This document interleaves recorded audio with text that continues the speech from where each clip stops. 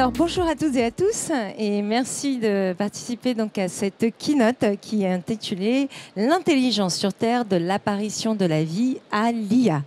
Et en effet, j'ai l'honneur et le plaisir donc d'accueillir François Tadei qui va nous apporter un éclairage passionnant vraiment sur cette notion de coévolution des intelligences et comment finalement l'IA va nous amener à repenser notre relation avec le vivant. C'est vrai que c'est assez singulier, je pense, d'avoir une keynote sur cette thématique à Vivatech. Mais c'est surtout grâce à François Tadei qu'on va pouvoir effectivement traiter ce sujet-là. Parce que laissez-moi quand même quelques instants pour vous présenter François, pour ceux qui ne le connaissent pas. François Tadei, vous êtes un polytechnicien. Vous avez intégré ce qui deviendra le corps des ponts, des eaux et des forêts. Vous êtes docteur en génétique. Vous avez réalisé des travaux qui ont donné lieu à de nombreuses publications dans des revues scientifiques prestigieux. Vous avez eu de nombreuses récompenses au niveau et de distinctions au niveau national et international.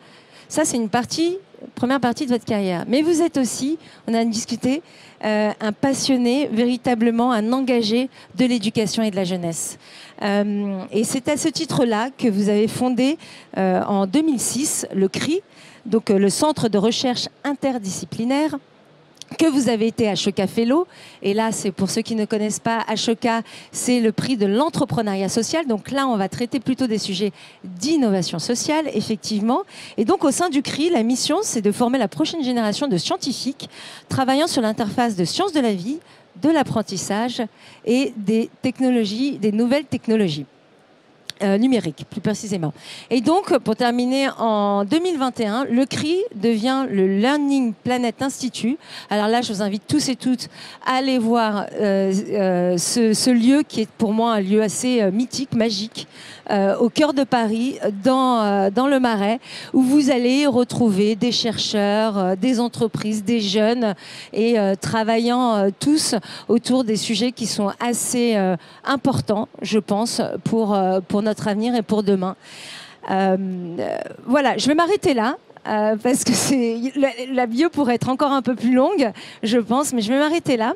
Et donc, on va plutôt commencer, je pense, je suis sûre plutôt, on va commencer cet échange, on va le prendre ainsi, avec, on va prendre la première partie que j'ai évoquée, donc avec cette notion de biologie évolutive. Vous avez travaillé quand même pendant très longtemps sur la biologie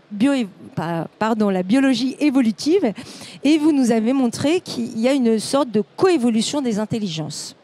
Est-ce que vous pouvez nous en dire plus ? Donc, coévolution, c'est pas un gros mot, c'est l'évolution ensemble. D'accord ? Donc, il se trouve qu'à partir du moment où la vie apparaît, elle évolue avec d'autres formes de vie. Chaque espèce a dans son environnement les autres espèces. Si vous êtes une proie dans votre environnement, il y a des prédateurs, et donc si vous courez moins vite que votre prédateur, vous allez vous faire manger. Donc, il y a une pression de sélection pour courir toujours plus vite. Mais si votre prédateur est plus malin que vous ne l'êtes en tant que proie, il va vous tendre des pièges et il va aussi vous croquer. Et donc, il peut y avoir une pression de sélection non seulement sur la capacité à courir, mais aussi sur l'intelligence. Et donc, ce qu'on voit à travers les millions d'années, c'est que la taille des cerveaux progresse dans toutes les espèces quasiment simultanément, parce que si les autres espèces sont plus malignes que vous n'allez pas vous en sortir. Donc, il y a systématiquement cette pression de sélection. Il se trouve que nous, on est un aboutissement de cette pression de sélection, et que dans notre propre espèce, il y a des coévolutions avec les autres espèces, bien sûr, mais aussi au sein de notre espèce. Si vous êtes le plus malin du village et vous résolvez les problèmes, vous allez attirer un certain nombre de bénéfices et éventuellement augmenter vos chances de vous reproduire et de survivre. Et donc, fondamentalement, vous allez avoir un avantage évolutif. Donc, cette capacité de coévolution des intelligences, elle existe depuis que la vie est apparue sur Terre. Il se trouve qu'on n'a pas le monopole de cette intelligence, parce qu'il y a plein de formes de vie qui sont intelligentes, mais qu'aujourd'hui, comme vous le savez tous, en particulier ici, les formes d'intelligence artificielle qu'on a créées coévoluent avec nous. D'accord ? Et donc, comment est-ce qu'on se positionne dans cette longue trajectoire, et comment est-ce qu'on va aller de l'avant, et donc comment est-ce qu'on va coévoluer avec des intelligences qui sont supérieures à nous dans bien des domaines. Typiquement, ça fait longtemps que la capacité à mémoriser et calculer est supérieure dans les machines que chez nous, alors que moi, j'ai été sélectionné dans mon parcours éducatif sur ma capacité à mémoriser et calculer. Donc on voit bien que si on n'est pas capable de faire des choses que les machines ne savent pas faire, un jour ou l'autre, on sera remplacé par elles dans toujours plus de tâches. Et donc cette coévolution des intelligences, ça nous amène à nous demander ce qu'on est capable de faire qu'elles ne savent pas faire. Et ça nous amène à nous interroger sur comment est-ce qu'on éduque les jeunes générations, comment on se forme tout au long de la vie, et comment est-ce qu'on est capable de faire ensemble, entre humains, mais éventuellement entre humains et machines, des choses que ni les humains seuls, ni les machines seules ne savent faire. En particulier, on a des défis planétaires, environnementaux, sociétaux, qui sont tels que, a priori, seuls, on ne va pas y arriver. Donc il va falloir qu'on mobilise différentes intelligences, les nôtres et celles des machines, mais les différentes formes d'intelligence humaine également. Et éventuellement, comment est-ce qu'on peut aller toujours plus loin? Est-ce qu'on peut apprendre aussi des intelligences animales? Par exemple, l'intelligence d'une fourmilière, c'est remarquable. Donc il y a tout un tas de coévolutions qui sont possibles et qui sont même nécessaires. Et vous m'aviez parlé aussi, lorsqu'on a préparé, de la Reine Rouge, de la théorie de la Reine Rouge. Alors, pour ceux qui ont lu Lewis Carroll, vous vous souvenez Alice au Pays des Merveilles, Alice, elle rencontre une reine qui s'appelle la Reine Rouge. Et à un moment donné, elles courent toutes les deux super vite. Et en fait, elles n'ont pas bougé de l'endroit où elles étaient. Et donc Alice, au bout d'un moment, elle dit à la reine, mais en fait, pourquoi est-ce qu'on ne bouge pas quand on court aussi vite? Et la reine lui dit, bah, dans ce pays, si on veut, tout bouge tellement vite qu'il faut courir le plus vite possible pour rester au même endroit. Et si on veut aller si on veut aller ailleurs, il faut apprendre à courir encore 2 fois plus vite. Et donc ça, c'est une métaphore que Lewis Carroll a utilisée dès le 19e siècle. Il se trouve qu'il a vécu au même moment que Darwin, dans une société victorienne qui évoluait déjà beaucoup plus vite que les sociétés précédentes. C'est rien par rapport à l'évolution dans laquelle on est aujourd'hui. Mais on voit bien que la course de la Reine Rouge est toujours plus rapide. Il y a une pression de sélection. Si vous arrêtez de courir, vous allez vous faire rattraper. Mais est-ce que vous courez dans la bonne direction? Est-ce qu'on ne court pas tous vers le vide? Est-ce qu'on n'a pas intérêt à s'interroger sur non seulement pourquoi on court, mais vers quoi on court et comment on court? Et l'IA, alors comment finalement on parle de ces différentes formes, vous l'avez dit, hein, d'intelligence, et comment l'IA finalement vient s'immiscer, je dirais, et peut-être ouvrir des nouveaux champs pour ces différentes formes, je dirais, d'intelligence, comment on vient craquer finalement ces langages qu'on peut avoir avec les espèces dont on parlait. Donc vous connaissez tous les Large Language Models, en particulier ici. C'est des modèles qui peuvent... ces machines ne comprennent pas la langue humaine, mais tout se passe comme si elles le comprenaient. D'accord ? Et elles sont capables de communiquer avec nous, d'échanger avec nous, jusqu'à plus soif. Donc ça, c'est très clair. La question est comment est-ce qu'elles ont fait pour apprendre ça? Elles ont eu des très grandes bases de données et à partir de ces grandes bases de données, elles ont inféré un certain nombre de règles et donc elles peuvent communiquer avec nous. Ce qui est intéressant, c'est qu'aujourd'hui, il y a des chercheurs qui font la même chose sur d'autres espèces. Donc prenez le langage des baleines. Les baleines communiquent entre elles à des centaines de kilomètres de distance depuis des millions d'années. Plus on enregistre ces communications entre baleines, plus on peut créer des LLM, des intelligences artificielles, qui vont être capables de communiquer avec les baleines comme elles sont capables de communiquer avec nous. Je ne sais pas si c'est très clair pour tout le monde. Alors, si les machines savent communiquer avec les baleines, ça ne voudra pas forcément dire que nous, on saura communiquer avec les baleines. D'accord ? Parce que c'est encore autre chose que de traduire d'une langue dans une autre. Vous connaissez tous le test de Turing ici, j'imagine. Je n'ai pas besoin de le rappeler. Mais on peut très bien imaginer que dans peu de temps, les baleines et l'intelligence artificielle passent un test de Turing adapté aux baleines. D'accord ? Donc ça nous amène à réfléchir un peu différemment. Et si, un peu plus loin, on arrive... Donc ce que les chercheurs qui travaillent là-dessus cherchent à faire, c'est évidemment à traduire. Mais qu'est-ce qu'on peut traduire entre une langue de baleine et une langue humaine? Quels sont les invariants qu'on a en commun avec les baleines? Et donc une des choses sur lesquelles ils travaillent en ce moment, c'est les chants des baleines quand elles ont perdu leurs petits. Et donc, voilà, si vous imaginez une mère humaine qui a perdu son enfant et vous imaginez sa douleur, eh bien, vous pouvez aussi imaginer la douleur d'une baleine qui a perdu son baleineau. Et donc, si on est capable de travailler sur ces invariants, on va peut-être être capable de traduire les émotions et les communications des baleines dans nos émotions et notre capacité à communiquer. Et donc, si on en arrive là, la question suivante, c'est par exemple, notre capacité à gérer les océans, c'est parce que derrière, on a une belle illustration de la manière dont on occupe les océans en ce moment. Voilà, c'est très plein. Mais il y a une époque où il y avait plus de baleines que de bateaux. Aujourd'hui, il y a plus de bateaux que de baleines. Mais si on communiquait avec les baleines sur notre responsabilité et notre manière de gérer l'océan, est-ce qu'on le gérerait comme on le gère aujourd'hui ? Que plus généralement, plus on sera capable de discuter avec les différentes espèces qui habitent cette planète, est-ce qu'on sera capable de gérer notre planète différemment ?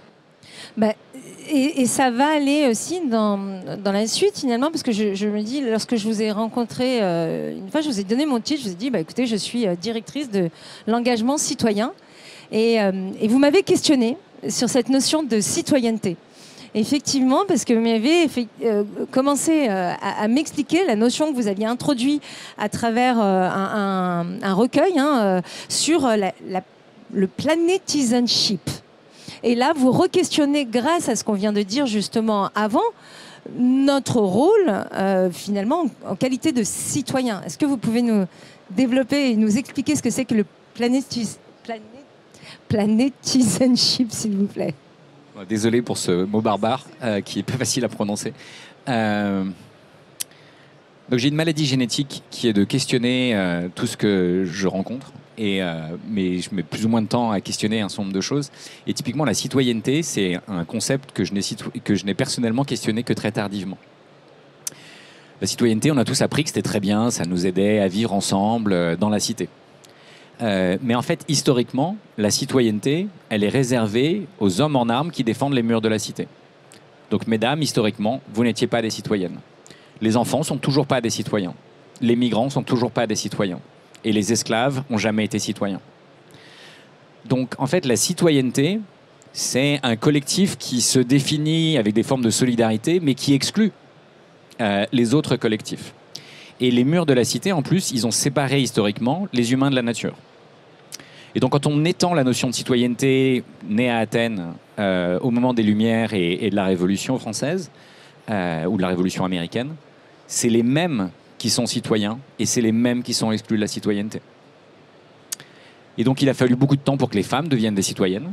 Les enfants ne le sont toujours pas. Et les autres espèces, encore moins. D'accord ?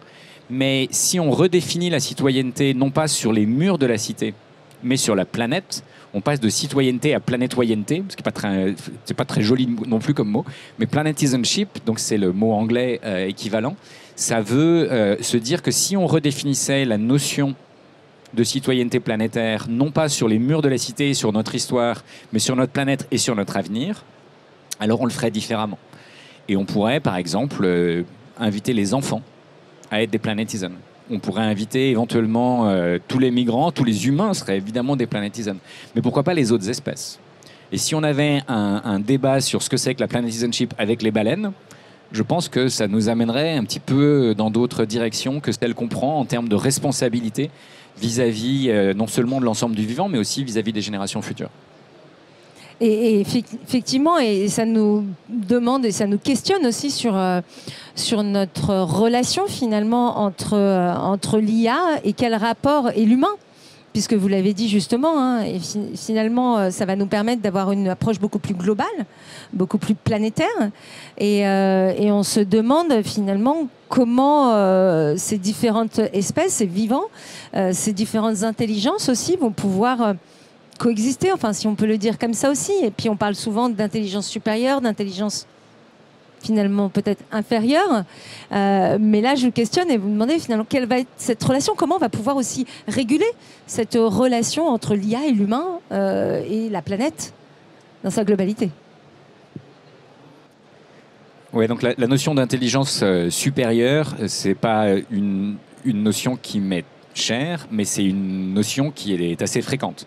Le test de QI, par exemple, fait ça. Le système éducatif a tendance à dire, voilà, il y a ceux qui méritent parce qu'ils sont supérieurs et puis ceux qui méritent d'être en bas et à qui on va imposer un certain nombre de choses. Et cette logique d'intelligence supérieure, on se considère, nous, comme espèce, supérieure aux autres espèces. Et parce qu'on se considère supérieur aux autres espèces, on considère qu'il est normal qu'on puisse les manger, qu'on puisse les mettre dans des eaux, qu'on puisse détruire leur environnement, qu'on puisse exploiter les ressources qu'elles représentent de notre point de vue. Donc c'est assez particulier. Mais depuis que l'intelligence artificielle est arrivée, il y a des gens qui activement, y compris dans ce genre d'environnement, travaillent à créer des intelligences toujours supérieures, avec des capacités qui progressent régulièrement. Et si on crée une intelligence qui nous est supérieure, est-ce qu'elle va nous traiter comme on traite les formes d'intelligence que l'on considère comme inférieures? Donc si vous voulez vous retrouver dans un zoo ou dans une réserve, bienvenue dans des futurs dystopiques. Donc il y a cette question-là de est-ce que les intelligences sont vraiment supérieures ou pas, et comment est-ce qu'elles peuvent coexister. Et moi je me posais ce genre de questions il y a déjà une quinzaine d'années, donc avant le Large Language Model, mais depuis que ChatGPT est arrivé, une des premières choses que j'ai posées à la machine, c'est comment est-ce qu'une intelligence qui se pense supérieure doit traiter les autres formes d'intelligence. Parce que c'est quand même intéressant de savoir au moins son point de vue. Je suis pas sûr que c'est ce qu'elle fera, mais au moins ça m'a aidé à penser ça. Donc je sais pas si vous avez joué à cet exercice, mais je vous le conseille, ça peut être assez drôle. Et puis comme les IA progressent, peut-être qu'elles vous donneront une autre réponse que celle que moi j'ai obtenue. Mais de manière intéressante, elle me dit non, une intelligence qui est vraiment supérieure, elle doit apprendre à coexister avec les autres formes d'intelligence. Donc on peut espérer qu'elle le fasse pour de vrai. De même qu'on peut espérer que notre espèce comprenne que c'est notre intérêt bien compris, parce qu'on est interdépendant avec toutes les autres formes d'intelligence sur cette planète, qu'on se doit d'apprendre à coévoluer et à coexister avec et cohabiter avec l'ensemble des formes d'intelligence sur cette planète, qu'elles soient artificielles ou naturelles. Et comment on place l'éthique dans tout ça, finalement parce que c'est ça qui va nous amener peut-être à un moment, une question de responsabilité, d'éthique, à ne pas tomber dans les travers, je dirais, qu'on pourrait imaginer, qu'on voit aujourd'hui sur la planète et sur ce que l'on peut faire et les impacts qu'on peut avoir négatifs. Très bonne question. Donc de même que les intelligences coévoluent, je pense qu'il faut que les éthiques coévoluent, c'est-à-dire qu'il faut qu'elles évoluent ensemble. D'accord ? Donc si notre espèce était parfaitement éthique, honnêtement, je pense que ça se verrait. Et de manière intéressante, il y a une expérience qui a été faite il n'y a pas très longtemps. Ils ont posé des questions éthiques à des spécialistes d'éthique et à des IA. D'accord ? Et après, ils ont demandé à des humains lambda ou à des spécialistes d'éthique d'évaluer les réponses. Et en fait, les IA font aussi bien dans les réponses que les humains. D'accord ? Et que les humains experts. Donc elles font plutôt mieux que les humains lambda. D'accord ? Donc ça, c'est pas inintéressant. C'est-à-dire qu'au moins dans le vocabulaire et dans le texte et dans la capacité à communiquer, encore une fois, est-ce que c'est ce qu'elles feront ? C'est encore autre chose. Mais en tout cas, dans le discours, elles sont capables d'avoir un discours éthique. Et comme nous, en fait, c'est très compliqué d'être parfaitement éthique. Comment vous faites pour avoir une éthique vis-à-vis de votre empreinte carbone ou votre empreinte sur la planète ? Est-ce que vous le savez vraiment ? Est-ce que vous pouvez l'optimiser ? C'est super compliqué. Mais l'IA peut éventuellement nous y aider. Mais ça suppose qu'on programme l'IA de manière éthique. Donc si on veut, nous, être plus éthique, il faut qu'on mette de l'éthique dans l'IA. Et si on veut qu'il y ait de l'éthique dans l'IA, il faut que nous-mêmes, programmeurs en particulier, tous ceux qui définissent les règles du jeu, soient les plus éthiques possibles. Donc cette coévolution des intelligences doit se compléter d'une coévolution des éthiques. Parce que si vous avez historiquement, il y a plein de cas où on a eu des gens très intelligents et très peu éthiques. D'accord ? En général, ça, c'est très mal terminé. D'accord ? Donc si on crée des machines qui sont beaucoup plus intelligentes que nous et pas plus éthiques, voire moins éthiques que nous, honnêtement, ça va mal se terminer. Ça, c'est juste une logique évolutive. Donc la question de comment est-ce qu'on organise cette coévolution des éthiques, je pense qu'elle est essentielle. Mais la mauvaise nouvelle, c'est que si vous regardez le niveau de formation éthique, le niveau de réflexion éthique des ingénieurs, il a tendance à être moins élevé à la fin de leurs études qu'au début de leurs études. Pourquoi ? Qu'est-ce qui s'est passé entre-temps ? En fait, l'absence de questionnement sur ces sujets, et si vous optimisez sur une chose, par exemple la performance technique du truc sur lequel vous travaillez, vous n'avez pas forcément pris en compte les dimensions éthiques. Et pour terminer, puisqu'on est à Vivatech, il y a des centaines d'entreprises ici présentes et qui travaillent évidemment sur l'IA. Mais moi, je me questionne finalement quelle relation on peut avoir aussi avec le monde de l'entreprise.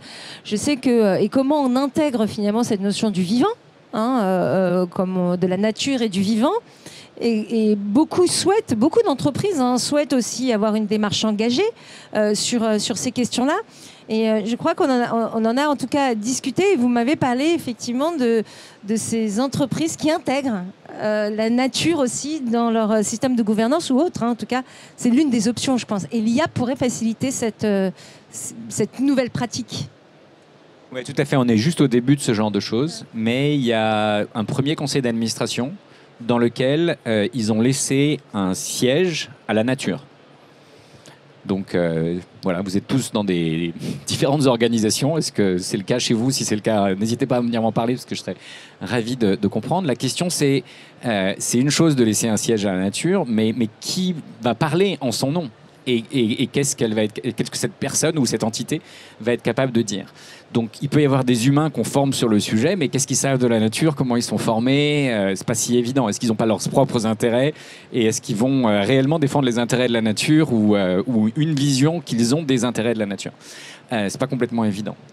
Donc, il y a une option qui est assez facile à mettre en œuvre, c'est de proposer à l'IA de représenter la nature. D'accord? Mais vous pouvez le faire à toutes les échelles. Moi, je me suis amusé à le faire, par exemple. Vous imaginez une école dans laquelle on doit repenser l'organisation de la cour de l'école.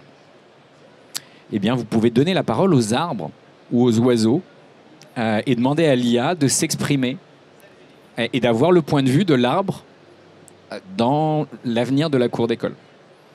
Vous pouvez faire la même chose sur le lac, vous pouvez faire la même chose sur toutes les entités qui entourent les enfants. Et donc, à leur échelle, vous pouvez leur apprendre à redécouvrir une forme d'animisme, en fait. D'accord? Donc, l'animisme, comme vous le saviez, c'était cette capacité à penser qu'il y avait des dieux et des âmes dans le vivant autour de nous, pour mieux prendre en compte, en l'occurrence, ces dimensions. Donc, en fait, les peuples premiers avaient cette tendance très naturelle. Mais aujourd'hui, on peut le faire. Et honnêtement, l'IA, elle joue bien le jeu. Et elle ne vous donne pas les mêmes réponses en tant qu'un arbre, ou en tant qu'un oiseau, ou en tant qu'un lac, ou un poisson. Donc c'est assez intéressant. Et elle vous dit quel dialogue elle aimerait faciliter avec les enfants ou avec les différents participants. Donc ça, c'est des choses qui sont faciles à faire. Et en fait, on peut tous commencer à faire ça, ne serait-ce qu'à titre individuel, parce que toutes les personnes ici prennent des décisions régulièrement, et vous pouvez demander à vos amis IA préférés quel est leur point de vue sur la manière dont vous interagissez avec le reste du vivant, voire avec une espèce particulière. Et nos amis avec les bateaux et les baleines, tout à l'heure sur leurs écrans, je ne sais pas s'ils l'ont fait, mais je pense qu'ils pourraient le faire facilement en tout cas. Merci beaucoup pour cet éclairage. Alors, on a quelques minutes. Est-ce qu'on peut passer aux questions dans le public? Ou des remarques? Je ne sais pas.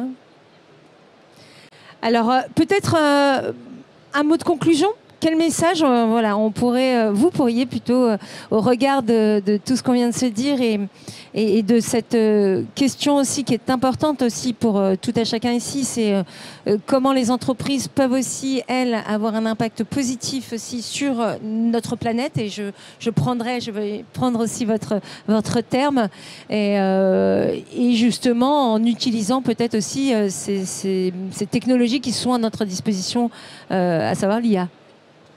Y a Rita qui est là pour ceux qui ne la connaissent pas. Je vous conseille d'aller parler avec elle si vous vous intéressez à ce qu'on fait et comment on peut interagir depuis chez nous avec le monde de l'entreprise, puisque c'est ce qu'elle fait en particulier, beaucoup plus que moi encore.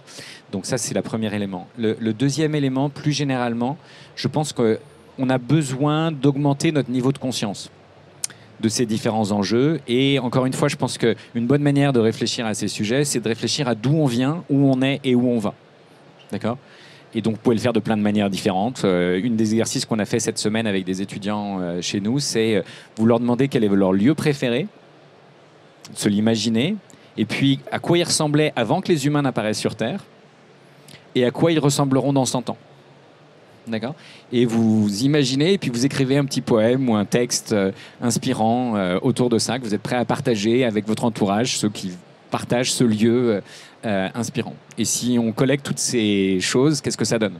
Mais vous pouvez le faire du point de vue du siège de votre entreprise. Vous pouvez le faire du point de vue qui est le vôtre dans vos différentes dimensions en tant qu'être humain, parent ou autre. Vous pouvez le faire en famille, etc. Donc en fait, je pense que plus on dialoguera sur d'où on vient, où on est et où on va, plus on pourra choisir la trajectoire sur laquelle on est. On est dans un monde super chaotique, très imprévisible, mais l'histoire n'est pas écrite. Et c'est nous qui ferons cette histoire et c'est nos enfants qui la feront avec nous.